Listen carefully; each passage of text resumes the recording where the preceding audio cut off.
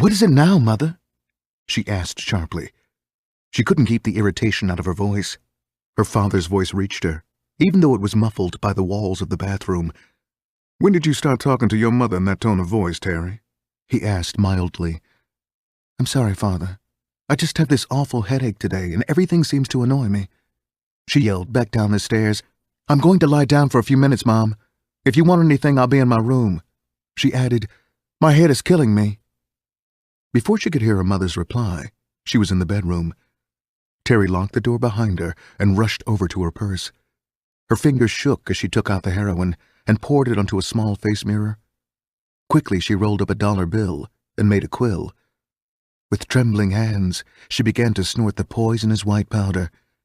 She made a face as the bitter taste came up in her throat, but it soon passed, and she began to feel the soothing effects of the drug. Terry lay back on the bed and put her feet up. She slowly lit a cigarette. Her eyes closed, and the cigarette dropped from her hand. Her head jerked up as the fire burned through her thin blouse. She caught the cigarette as it fell to the floor. Suddenly, there was a sharp knock on the door. She flinched at the sound. "Terry? Are you in there? What's the idea of the lock? Are you dressing or something?" Her father sounded concerned. "You're not sick, are you?" "No, Daddy.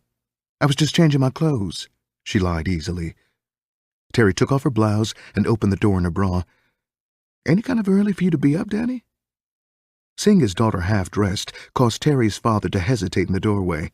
He had on a T-shirt and an old pair of work pants. His hair was turning gray in spots, while his brown eyes showed crinkles in the corners.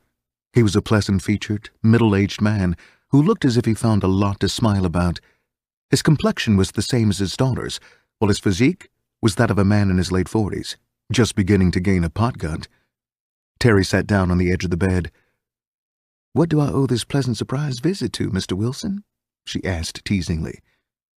He smiled at his daughter. His eyes were mild. The sight of his lovely grown daughter filled him with delight. He had always been a frugal person, more from nature than from economics, so he had been able to give his wife and daughter anything they might want within reason. He was proud of his home, car, and most of all, his little family. "Your mother wanted to know if you would have time to drive her to the supermarket," he asked. Terry bit her lip. "I'm sorry, Daddy. I let Teddy have the car so he could go job hunting this morning," she answered, knowing that Teddy would never bother looking for a job. He frowned. "There's something I've been wanting to talk to you about, young lady. Do you think it's wise to keep allowing Teddy to have your car?" Before she could reply, he continued, "Even though the car's in my name, I've always treated it as though it was yours, Terry, but lately I've been having second thoughts about the matter. I just received 2 tickets in the mail this week, parking tickets, and I know they weren't yours, unless you started hanging around down on Brush in those slums." "I meant to pay for those tickets, Daddy," she replied, lying again. "But they just slipped my mind. I was down there waiting on Teddy and left the car sitting in a no-parking zone too long."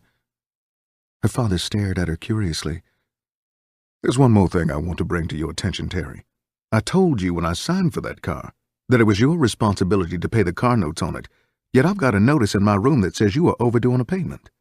He continued, "Now, I don't want to get in your business, but you don't even have to pay rent, so I can't imagine what you're doing with your money unless you're starting to take care of that lazy young man you run around with."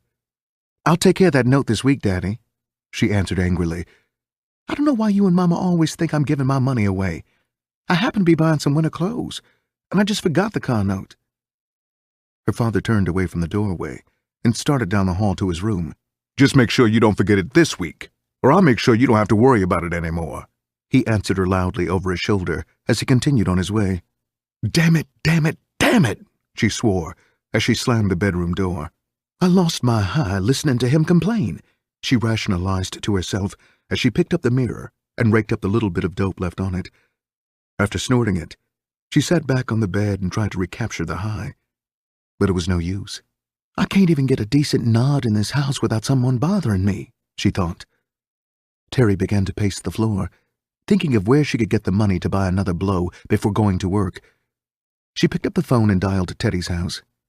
After talking to Teddy's mother, she hung up the phone, more angry than she had been at first.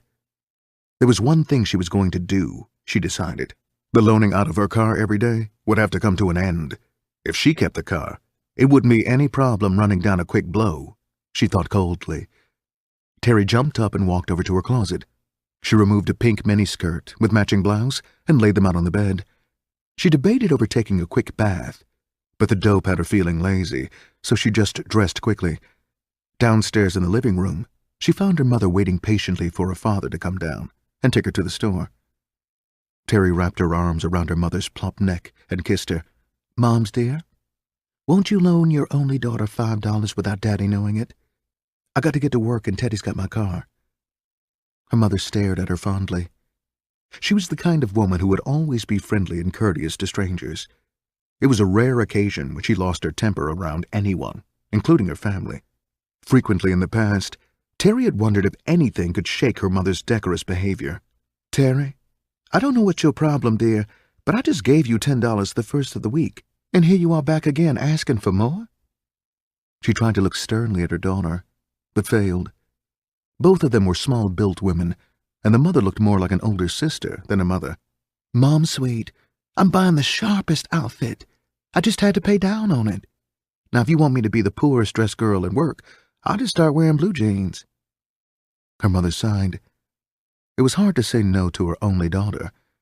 "Here, girl, but don't you let your father know about it. He's having a fit about that car already, and if he finds out you keep spending money, well—" She opened her purse. The only small bill she had was a 10. Terry reached over and removed it from her hand. "I'll give this back to you this weekend, sweets. Don't worry about a thing. Don't worry about me, Terry. You just be sure to get that car note in the mail so your father can sleep." With a backward wave of her hand, Terry ran for the door. "Don't worry, Moms. I'll take care of everything."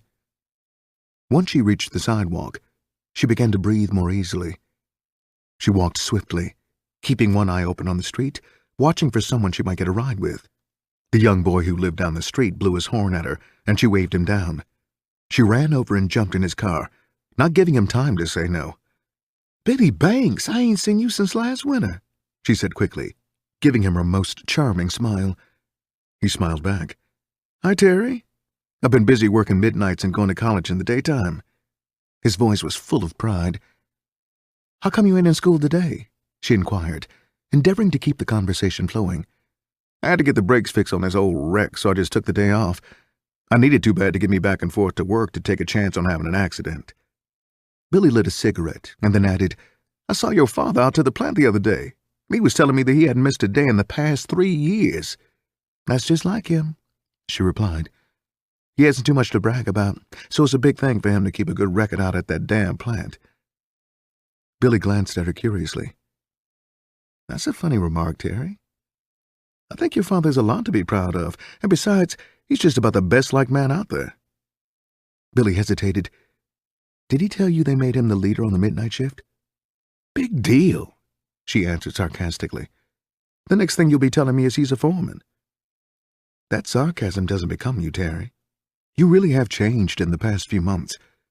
I suppose you would like for your old man to be more like your boyfriend, Teddy," he said coldly. "Do we have to argue, Billy? All I wanted was a lift to the east side, but I guess with your new opinion of me, that would be asking too much." Billy drove silently for a minute, staring straight ahead. "No, I'll take you," he answered sharply. Terry crossed her legs and began to scratch her thigh slowly. She lit a cigarette and settled back against the seat. As they drove smoothly along, she found herself nodding.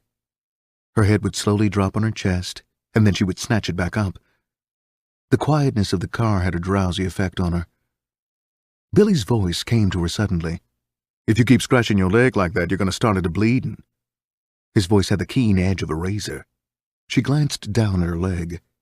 Without knowing it, she had ripped through her stocking and put long scratch marks on her thigh. "You don't miss a thing, do you, Billy?